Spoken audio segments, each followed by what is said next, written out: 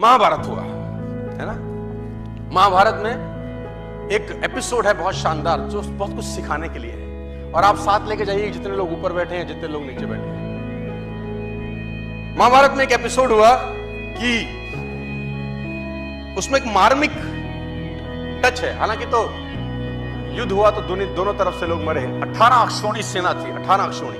18 अक्षौणी का मतलब अब डिटेल में समझाने का मत बोलना कि एक अक्षौणी में कितने रथ होते हैं, कितने हाथी होते हैं, कितने घुड़सवार होते हैं, अब मत समझिए, मोटा मोटा समझिए। 18 अक्षौणी। 18 में 11 कौरवों के पास थी, 7 पांडवों के पास थी।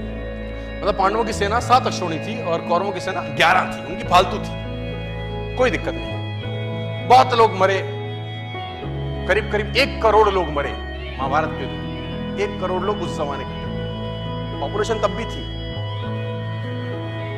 हमको रोते रहते हैं 100 करोड़ हो गए, तब भी साला 1 करोड़। सो उसमें एक मार्मिक एपिसोड है। मार्मिक एपिसोड यह है कि अभिमन्यु वध उसका सबसे मार्मिक एपिसोड है कि अभिमन्यु को घेर के मारा गया। वो युवराज, एक युवक लड़का जो धनुर्धर था अपने पिता अर्जुन की तरह, उसको घेर के मारा गया उस प्रबल, और सबने मिल के मारा। और उसके अंदर कौरव पे सब बड़े से बड़े लोग थे। सब बड़े से बड़े लोगों ने अभिमन्यु को घेर के मारा। आपने ये जानकारी सुनी होगी, देखी होगी, कही होगी, कहीं ना कहीं पढ़ी भी होगी। लेकिन उस पर्टिकुलर एपिसोड में जो विलन बना उसका नाम था जयद्रथ। उसने अभिमन्यु वध तो नहीं किया, लेकिन मरे हुए अभिमन्यु को लातों से मारा। जयद्रथ ने मरे हुए अभिमन्यु पे लात मारी। वध में शामिल नहीं था, लेकिन उसने मरे हुए अभिमन्यु को लात मारी। और इतिहास ये बोलता है कि जब अभिमन्यु वध हो रहा था तो अर्जुन अवेलेबल नहीं थे, वहां पर कहीं और गए थे, किसी और युद्ध में थे। लंबी कहानी है, उस पर नहीं जाता, लेकिन जो story of moral of the story है वो समझाना चाहता। जब अर्जुन लौट के आए भगवान कृष्ण के साथ, तो उसको पता चला कि मेरे बेटे अभिमन्यु का वध हो गया।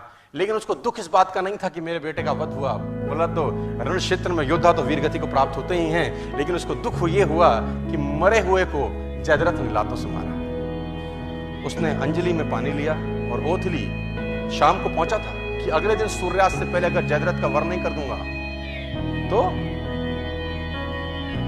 अपने आप को जला डालूंगा, अग्नि में अपने शरीर को समर्पित कर दूंगा अगर अगले दिन सूर्यास्त से पहले जयद्रथ को नहीं मारा मैंने। अब जैसे ही उसने ये घोषणा करी, एक गोल रखा, एक टारगेट रखा, दोनों सेनाओं में हड़कंप मच गया। कौरव प्रसन्न हुए और पांडव उदास। कौरव इसलिए प्रसन्न हुए कि एक दिन बचाना है बस जयद्रथ को। अगर एक दिन बचा लिया, अर्जुन मरा, खेल समाप्त हो जाएगा, क्योंकि मेन प्लेयर यही है। मेन प्लेयर तो वही था ना। और पांडव इसलिए परेशान हुए कि ये क्या कर बैठा, एक दिन न ढूंढ सके तो क्या होगा। अर्जुन गया तो खेल गया।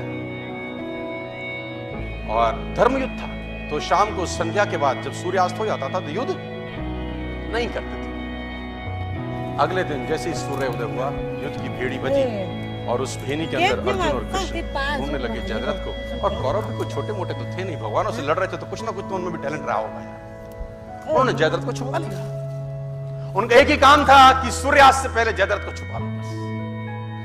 और दिन चढ़ने लगा, सांसें चढ़ने लगी, और जैसे जैसे दिन निकलता रहा कौरव और प्रसन्न होते गए और पांडव और उदास।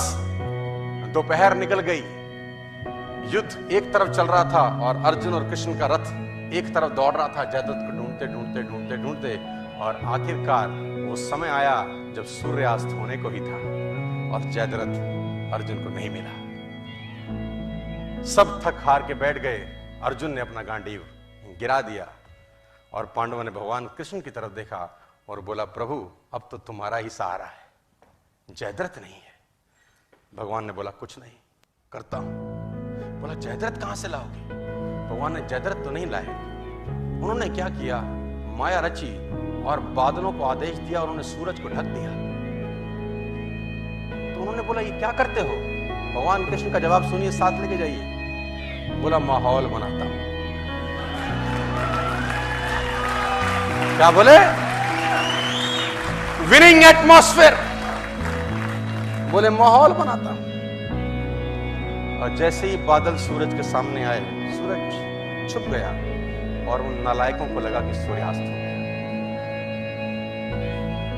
बेवकूफ अपनी बेवकूफाना बातें बहुत जगह दिखा देते हैं। कहते हैं ना, गधे के सर पे सींग नहीं होते, वो अपनी हरकतों से बताता है कि मैं गधा हूं।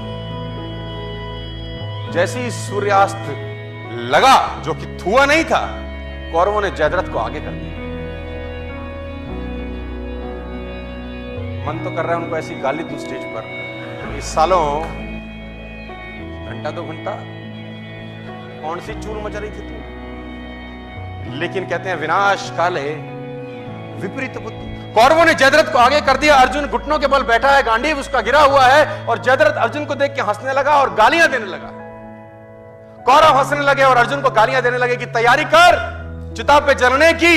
और जैसे ही जयद्रथ सामने आया, भगवान ने आदेश दिया और बादल सूरज के आगे से हटे और सूरज सामने हो गया। और जब सूरज सामने हो गया तो अर्जुन भौचक्का सा दिखा, ये क्या है? उसने भगवान कृष्ण की तरफ देखा। भगवान कृष्ण ने बोला, देखता क्या है, जयद्रथ सामने है, उठा गांडीव और चला डाल।